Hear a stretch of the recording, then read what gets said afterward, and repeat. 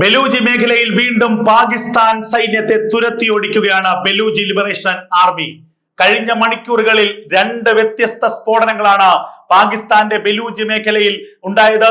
അതിൽ ഒരു സ്ഫോടനത്തിൽ ബലൂചിസ്ഥാനിലെ ഡെപ്യൂട്ടി കമ്മീഷണർ ഓഫീസിന് സാരമായ കേടുപാടുകൾ ഉണ്ടായതായുള്ള വാർത്തകൾ പുറത്തു വരികയാണ്.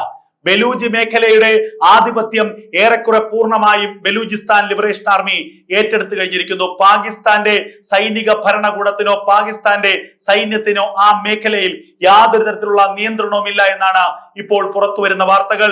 നേരത്തെ തന്നെ ബലൂചിസ്ഥാൻ തങ്ങളുടെ സ്വാതന്ത്ര്യ പ്രഖ്യാപനം നടത്തിയിരുന്നു. ആ സ്വാതന്ത്ര്യ പ്രഖ്യാപനത്തിന് പിന്നാലെ ഇന്ത്യയുടെ വിദേശകാര്യ മന്ത്രാലയത്തിന് ബലൂജ് നേതാവ് കത്തെഴുതിയിരുന്നു.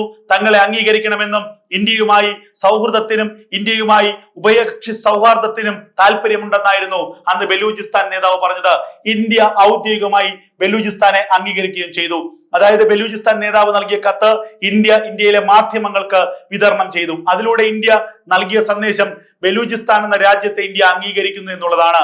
ഇപ്പോൾ ഇതാ വീണ്ടും അതിശക്തമായ ആക്രമണങ്ങളിലൂടെ പാകിസ്ഥാന്റെ ഒരു വലിയ പ്രവിശ്യ തന്നെ നിയന്ത്രണത്തിലാക്കുകയാണ് ബലൂചിസ്ഥാൻ. മറുഭാഗത്ത് ഖൈബർ പഷ്തൂങ്ക മേഖലയിൽ തെഹ്രിക്ക് താലിബാൻ തുടങ്ങിയവരുടെ സംയുക്ത ആക്രമണം പാകിസ്ഥാൻ സേനയ്ക്കെതിരെ ഉണ്ടാകുന്നു. ആ മേഖലയിൽ നിന്ന് പാകിസ്ഥാൻ സൈന്യം പിന്തിരിഞ്ഞോടേണ്ട അവസ്ഥ വരുന്നു. അങ്ങനെ 4 പ്രവിശ്യകളായുള്ള പാകിസ്ഥാന്റെ 2 പ്രവിശ്യകളിൽ പാകിസ്ഥാൻ സേനയ്ക്ക് അവരുടെ നിയന്ത്രണം നഷ്ടപ്പെടുന്നു എന്നുള്ളതാണ് പുറത്തു വരുന്ന വിവരങ്ങൾ. ഇനിയുള്ളത് പാക് അധീന കാശ്മീരും സിന്ധ് പ്രവിശ്യയും മാത്രമാണ്. ആ പ്രവിശ്യകളിൽ തന്നെ ആഭ്യന്തര സംഘർഷം രൂപപ്പെട്ടിരിക്കുന്നു, ഉരുൾപൊട്ടിയിരിക്കുന്നു.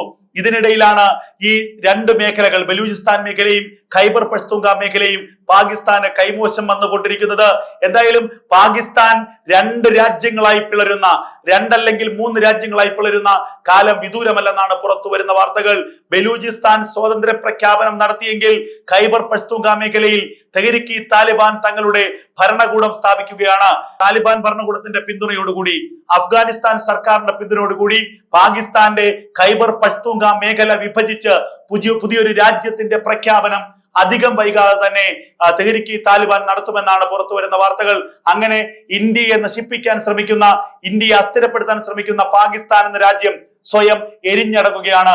ഭൂപടത്തിൽ നിന്ന് പാകിസ്ഥാൻ എന്ന രാജ്യം അപ്രത്യക്ഷമാകുന്ന കാലം വിദൂരമല്ല എന്നാണ് പുറത്തു വരുന്ന വാർത്തകൾ.